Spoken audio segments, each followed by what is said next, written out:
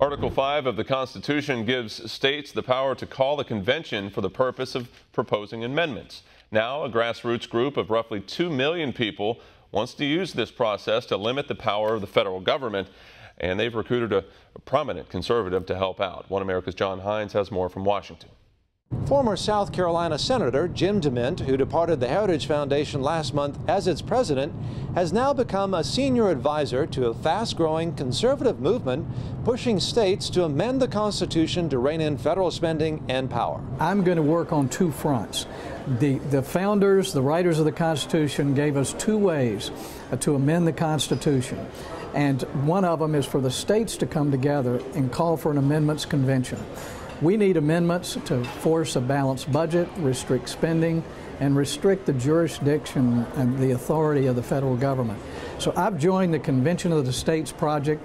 They're working all over the country. The Convention of the States Project, as former South Carolina Senator Jim DeMint explains, aims to amend the Constitution with an amendment convention, as opposed to rewriting it with a constitutional convention. And now the time is right, DeMint says, to build some constitutional guardrails on Congress. I've had a chance to see Congress at work for many years in the House and the Senate, and I've come to realize that while we need to continue to support conservatives on the Hill, and I'm certainly going to do that, that Congress is never going to stop spending.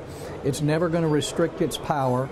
They're going to continue to run over the powers that were given to the states and the people by the Constitution. I'm convinced that this is something that can happen in the next 2 or 3 years. And while reining in spending and federal power is a big part of what DeMint hopes to achieve, Mark Meckler, who is the president of the Convention of the States Project, says that fundamentally the way to achieve these goals is for laws and regulations to be made locally. Part of the reason we have such partisanship, hyper-partisanship here in Washington, D.C. is because D.C. is making so many decisions for the people of America, and people are different. If you're in Texas, people are different than people in California or New York. And so we're having this fight because the issues are being decided nationally instead of locally. And most regular Americans agree outside this city that the decision should be made at home by them. Meckler, who is also a co-founder of the Tea Party Patriots, says that they have some 2.2 million grassroots activists, and so far 12 states have approved the Convention of States resolution. John Hines, One America News, Washington.